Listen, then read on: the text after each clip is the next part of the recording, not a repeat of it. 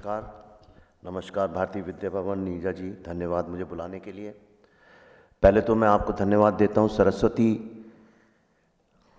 के लिए, क्योंकि आजकल लक्ष्मी और दुर्गा पे ज़्यादा जोर चलता है सब जगह।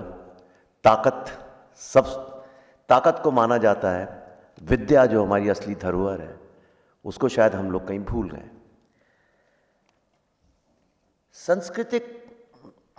जब संस्कृति की बात आती है, कल्चर की बात आती है,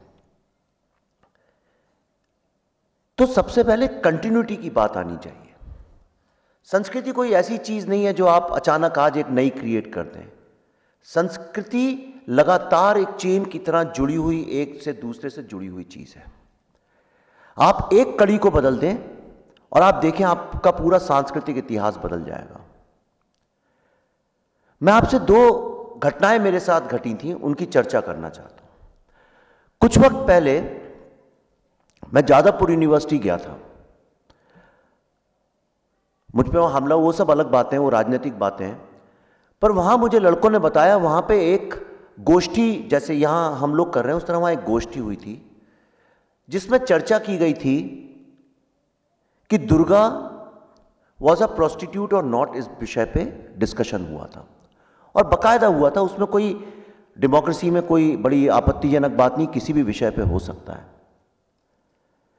लेकिन अफसोस की बात यह है कि उस यूनिवर्सिटी में जो फर्स्ट ईयर में जो स्टूडेंट्स आते हैं वो किसी राजनीतिक परिवेश के साथ नहीं आते हैं।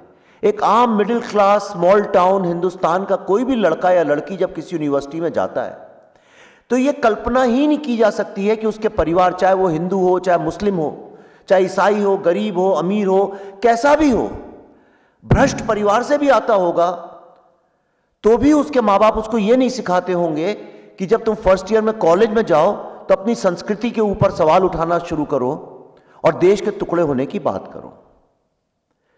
पर एक विधिवत तरीके से, एक बहुत ही साइंटिफिक लॉजिकल तरीके से, जिस तरह से मदरसों में छोटे छोटे बच्चों को ब्रेन वॉश करके सुसाइड बॉम्बर बना दिया जाता है, उसी तरह से हमारे कई सारे एजुकेशनल इंस्टीट्यूट्स में ये सांस्कृतिक कड़ियों को चेंज किया जाता है।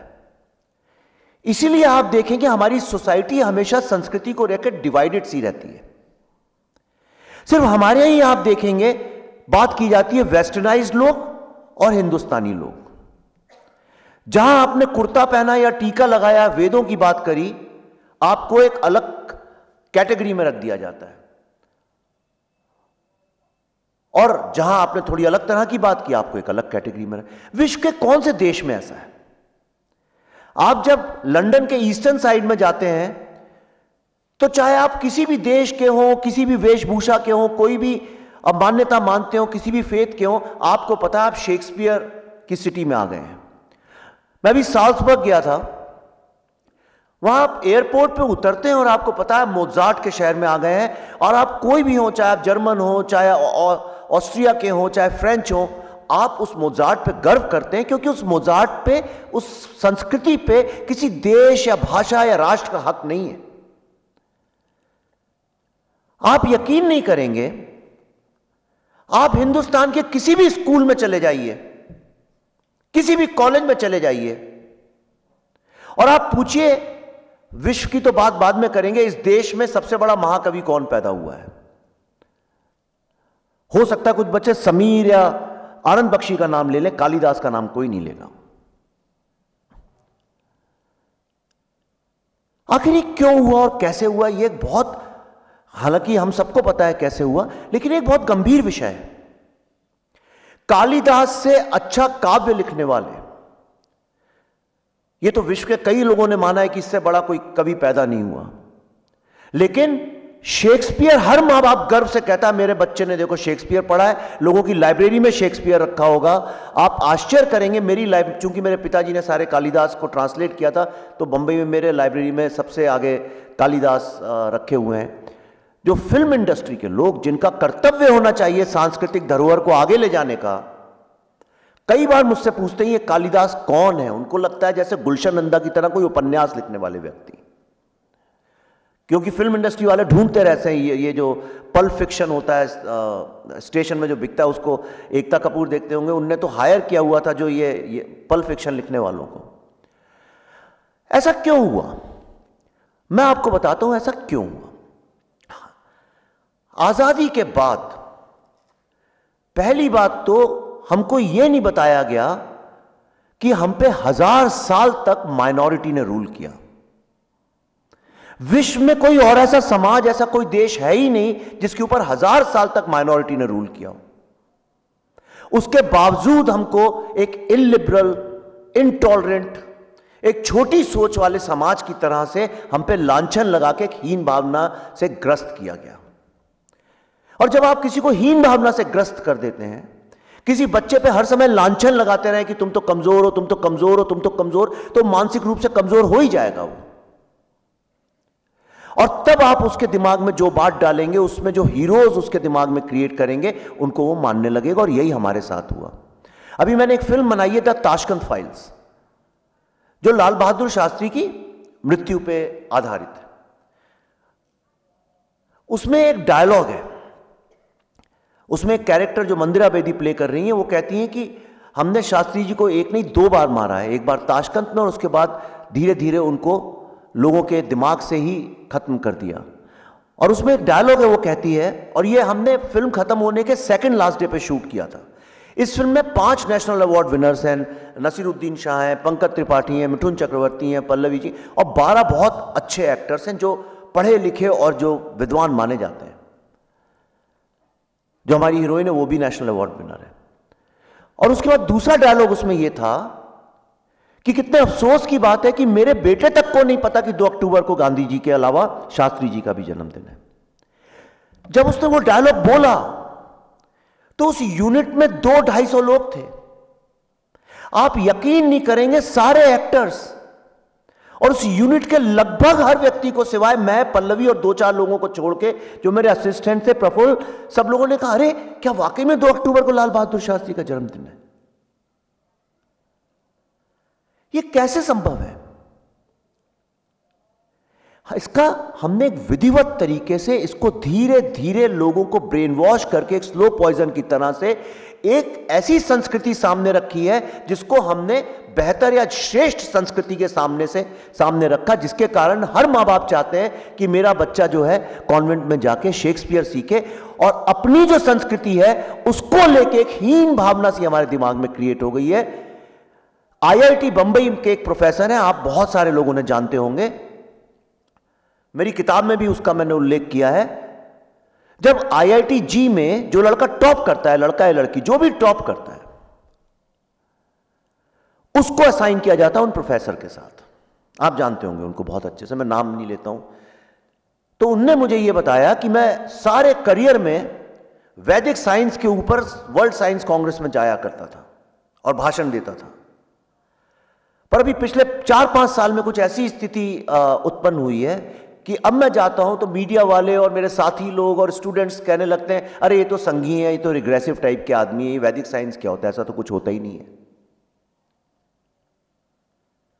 अभी कुछ दिन पहले मुझे हैदराबाद सेंट्रल यूनिवर्सिटी में, जहां पे आपने, जिसका नाम लोग जनरली रोहित वेमुला के नाम से जानते हैं, हालांकि काफी पुरानी और बड़ी यूनिवर्सिटी है, वहां 20-25 रिसर्च स्कॉलर्स ने मुझे बुलाया। मैं हैदराबाद में ही था, तो उन्होंने कहा, सर एक बड़ी कठिन एक स्थिति है, प्लीज हमारे को आके गाइड करिए। मैं 2.5 घंटे ड्राइव करके वापस गया उनसे मिलने। तो उनने मुझे ये बताया, एक लड़का है वहां अलीगढ़ यूनिवर्सिटी से, उसने ट्रांसफर लेके हैदराबाद सेंट्रल यूनिवर्सिटी गया था। तो उसका ये कहना था, अलीगढ़ यूनिवर्सिटी में एक certain kind of mind set है, तो मैं चेंज चाहता था। उसने पॉलिटिकल साइंस, चूंकि आप प्रोफेसर हैं, आपके ही विषय का सब्जेक्ट है, तो उसने अपने प्रोफेसर से ये बोला कि मुझे कॉन्टेम्परेरी पॉलिटिकल हिस्ट्री जो है इंडिया की, उसके कुछ ऑथर्स और किताबों के नाम बताइए। तो उन्होंने सजेस्ट किया अरुंधति रॉय। तो उसने कहा, नहीं साहब, मैं तो उन्हीं से भाग के ही आया हूं, मुझे वो पसंद नहीं है बिल्कुल, और मैं उन्हें पढ़ चुका हूं, मेरे को नहीं अच्छी लगती। यूपी का ही लड़का था, जानते हैं आप कैसे बोलते हैं। आप मुझे इंडियन परिवेश के जो पॉलिटिकल राइटर्स हैं उनके बारे में बताइए। उन्होंने कहा, अच्छा, तो फिर आप एक काम करिए, यूनिवर्सिटी छोड़िए और संघ ज्वाइन कर लीजिए, शाखा ज्वाइन कर लीजिए। देखिए, इससे होता क्या है, मैं गुवाहाटी भी गया था, वहां भी मुझे कई स्टूडेंट्स ने, दिल्ली यूनिवर्सिटी के मिले थे मुझे, उनने भी यही बात बोली। शुरू में जब आप जाते हैं तो आप एक मिडिल क्लास हिंदुस्तानी सोसाइटी के, जहां आप हिंदुस्तानी संस्कार, आपने जैसे वट की पूजा की, ऐसी सारे संस्कार लेके आप वहां पहुंचते हैं और कोई इतनी हीन भावना के साथ नहीं जाते हैं। पर कॉलेज में जब आपको क्वेश्चन किया जाता है आपके वेशभूषा को, आपकी संस्कृति को, तो धीरे धीरे टू बिलोंग, चूंकि ये टू बिलोंग, टू आइडेंटिफाई, एक नेचुरल भावना है इसका, हिंदुस्तान, अमेरिका, ब्रिटेन से कुछ लेना देना नहीं है, एक इंसानी नीड है, जरूरत है, आवश्यकता है। इसलिए वो बिलोंगिंग के लिए आप देखिए हम सारी फॉरेन के जितने कॉन्सेप्ट्स और भाषाएं और डेफिनेशंस हैं उनको अडॉप्ट करने लगते हैं, अपना रंग, रूप, चाल, भाषा सब बदलने लगते हैं। जब मैं गया था आईएमसी में तो मेरी क्लास में सब बेंगलोर, दिल्ली, बंबई के लड़के थे और मेरे को बिल्कुल हिंदी बोलनी नहीं और इंग्लिश बोलनी नहीं आती थी। मैं लिखता उनसे अच्छी था पर बोलनी नहीं आती थी मुझे। मैं संस्कृत के विद्वान का बेटा था, दोनों खादी पहनने वाले मेरे माँ बाप फ्रीडम फाइटर्स थे, हम एक अलग उसमें वातावरण में बड़े हुए थे। मुझे इतनी हीन भावना वहां पे दी गई। They make you feel small. आप तो बिलोंग करने के लिए आप क्या करते हैं, आप सिगरेट पीने लगते हैं, आप उनके साथ बैठ के शराब पीने लगते हैं, आप एक फ्री लिविंग की, फ्री लाइफ की बात करने लगते हैं और धीरे धीरे आपको पता नहीं चलता है कब आप इंट्रोड्यूस होते जाते हैं और अपनी ही धरोहर पे जो आपकी आइडेंटिटी है उससे विश्वास खो देते हैं और आप एक बाहर की मानसिकता अंदर देश के लाते हैं और धीरे धीरे वही मॉडर्न कल्चरल इतिहास बनता जाता है। मैं अभी लास्ट में एक बात बताता हूं, मैं आने के पहले अभी साबरमती आश्रम होके आया। वहां पे एक बड़ा सा पोस्टर लगा है जिसमें गांधी जी के विचार लिखे हुए हैं, कोट अनकोट लिखा है, एग्जैक्ट वर्ड्स मुझे याद नहीं है, पर उसमें लिखा है, गांधी जी ने कहा है, मैं ये बहुमत की राजनीति को नहीं मानता हूं। मैं ये बिल्कुल नहीं मानता हूं कि 51 लोग अगर किसी बात से सहमत हैं तो 49% जो लोग हैं उनकी बात को ना माना जाए। इसमें एक बहुत बड़ा ज्ञान और एक बहुत बड़ी विजडम छुपी हुई है। और चूंकि हमने गांधी की सारी वैल्यूज को 15 अगस्त 1947 के बाद उठा के किनारे रख दिया, जैसे कि घर में कोई बहुत बुढ़ा हो जाता है उनको पूजा रूम के पास एक रूम दे देते हैं, कहते हैं भैया ठीक है जाओ खाना खिला दिया कि नहीं। हमने डेमोक्रेसी, जिस डेमोक्रेसी को हमने अपनाया है, पहली बात तो वो डेमोक्रेसी हमारी संस्कृति से मैच नहीं करती है। मैं पतंजलि, 2 पतंजलि हुए, एक योगा वाले और एक भाष्य वाले। मैं पतंजलि कालीन भारत पढ़ रहा था अभी, चूंकि हम लोग एक काम कर रहे हैं, एक भारत की बात करके एक सीरियल बना, तो उसमें रिसर्च कर रहे थे। उन्होंने लिखा है असली संघ वो है, सॉरी इसका आरएसएस से तब उन्हें नहीं पता था, असली संघ वो है जो कॉन्सेंसस पे काम करता है। चाणक्य ने भी ये बात लिखी है कि असली राजा वो है जो कॉन्सेंसस पे काम करता है। और अगर आप रामायण भी देखें, क्यों 14 साल लगे राम को, अगर आप ध्यान से देखें तो एक कॉन्सेंसस पे, मतलब जो प्रजा है, जब तक प्रजा का हर व्यक्ति चाहे उसमें कितना भी वक्त गुजारना पड़े कॉन्सेंसस पे काम नहीं करता है, तब तक उस चीज को एक राष्ट्र, एक समाज के लिए मान्यता नहीं मानना चाहिए, वो लॉ नहीं बनना चाहिए।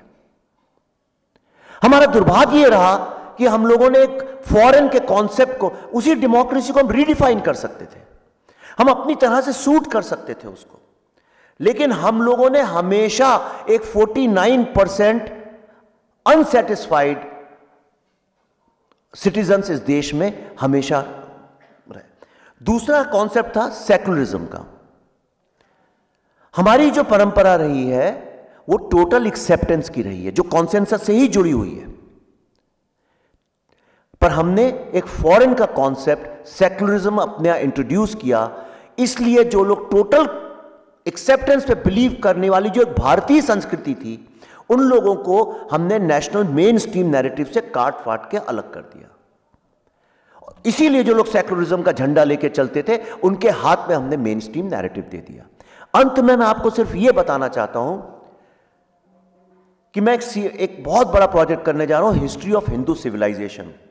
उसके पीछे कारण यह है कि हम लोगों ने, गलती हमारी भी है, हमने कभी नैरेटिव को अपने हाथ में लिया नहीं, क्योंकि हमारे परंपरा रही है श्रुति की।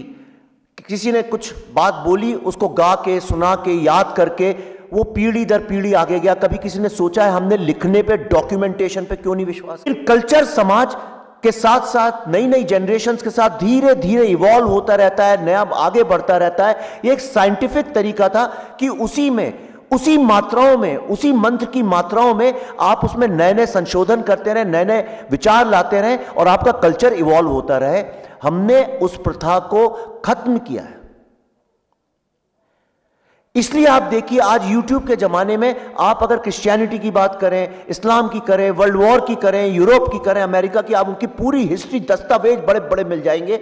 लेकिन जैसे ही आप हिंदू सिविलाइजेशन, हिंदू कल्चर की बात करें तो आपको यही मिलेगा वीडियोस कि गणेश की नाक ऐसी क्यों है और वो मंकी किंग क्यों है और भगवान, बंदर कैसे भगवान हो सकते हैं। इस तरह की ऊटपटांग बातें आपको मिलेंगी। इसलिए जिम्मा मैंने अपने ऊपर लिया है कि एक हिस्ट्री ऑफ हिंदू सिविलाइजेशन, जो हमारी एक सांस्कृतिक परंपरा, सांस्कृतिक इतिहास है, इसका पॉलिटिक्स से कुछ लेना देना नहीं। यह आक्रमणों के बारे में नहीं है, यह हमारे एक कल्चरल एवोल्यूशन और हिस्टोरिकल एविडेंस है, जिसके ऊपर मैं एक बहुत बड़ा काम करने जा रहा हूं। लेकिन अफसोस की बात यह है कि जब आप ऐसा काम करने जाते हैं तो जिन लोगों के पास पैसा है, जिनके पास CSR का सारा पैसा है, वही लोग, सॉरी माफ करिएगा, अपनी देश की जो कंपनीज हैं, वो लोग इसको सपोर्ट करने के लिए आगे नहीं आते हैं। इसलिए मैं लड़ाई लड़ता हूं। लड़ाई लड़ना कोई मेरा धर्म नहीं है, लड़ाई कोई मेरे खून में नहीं है। इसलिए मैं लड़ाई लड़ता हूं कि जब तक हम लड़ाई नहीं लड़ेंगे, जब तक अपनी बात को हम रोजाना किसी ना किसी तरह तक नहीं, अगर हम उसको इस डिजिटल फॉर्मेट में, इस दुनिया में इम्प्रिंट करेंगे, तो जिस तरह से हम ये सांस्कृतिक इतिहास की लड़ाई 1947 में हार गए थे, यकीन करिए 2030 में जब आर्टिफिशियल इंटेलिजेंस हमारी थिंकिंग को डिसाइड करेगा, उस वक्त में हम लड़ाई ना हारें, इसके लिए मैं लड़ाई लड़ रहा हूं और आप सब लोगों को भी ये लड़ाई लड़नी चाहिए। धन्यवाद।